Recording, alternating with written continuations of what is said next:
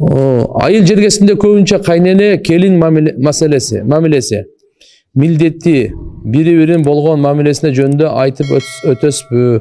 Ушул жерде кайнене келин кыздардын баарысы олтурган насаат катары көпчүлүк кайненелер келиндерге кызматын көрбөй баласы менен келиндин ортосунда. Мында узагыраак сөз экен, мындай туугандар.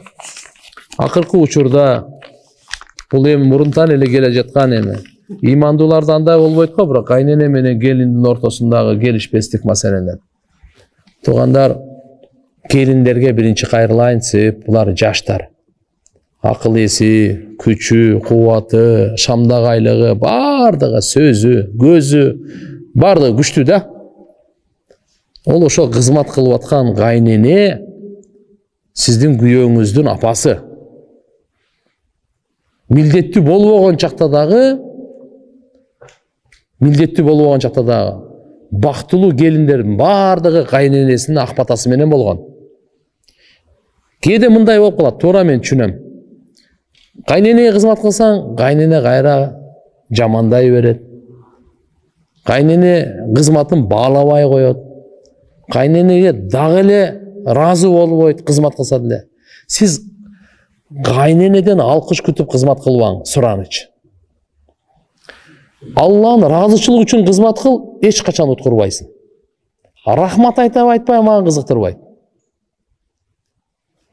Макулбу? Менен ыраазы болобу, ыраазы болбойбу кызыктырбайт. Мен мойнумдагы улууну урматтап, тим более мен күйөөмдүн апасы, ушуга мен иншалла ушу эмне үчүн кызмат кылып атам? Аллахым ыраазы болсун, Алла сооп берсин мага. Менин мойнумдагы милдет.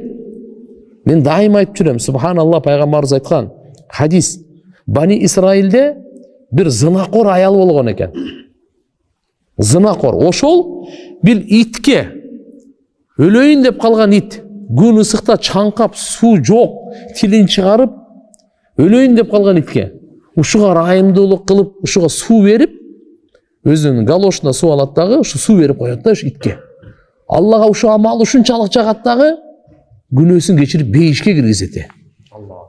Кайнене деген кайнене го, бул адам го. Мусулман го. Узак эмес, жакын го.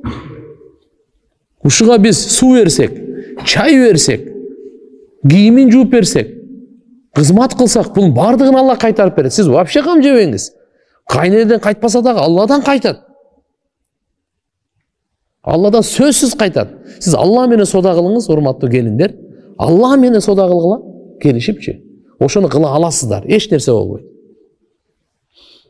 Бул бир.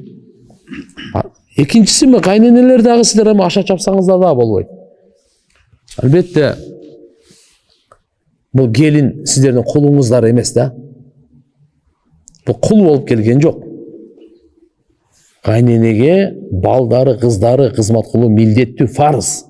Бирок келин андай эмес. Эгерде келин сизге кызмат кылып атса, кызыңыз кылбаган кызматты келинден көрүп атсаңызчы, Аллага шүгүр кылың да. Сиз муктажсыз, кызыңыз келип кызмат кылыш керек сизге. Кызыңыз келип тамак жасап берсин, балаңыз келип тамак жасап берсин, кызыңыз келип кийимиңизди жууп берсин. Эгерде ушул иштин бардыгын келин кылып атабы, Аллах Кудайым бериптир сизге. Шүгүр кылыш керек только. Мойнунда милдет болбосо дагы кылып атат деп, кайнене шүгүр кылыш керек. Ак насааты менен, ак батасы менен айтып бере берсин. Ошон үчүн иншалла ортодогу баягы бири-бирине түшүнбөстүк, кызганыч, тияк-бияктардын бардыгы ыймандын алсыздыгынан, үйдө ыймандын сабагы, диний сабак жоктугунан болот да. Ошон үчүн иншалла үйдө диний сабак, дайыма ыймандын сөздөрү болуп турса, сооп, кызмат кылганын сообу канча болот. Кудай кааласа иншалла маселелердин баары эле оңой эле чечилет.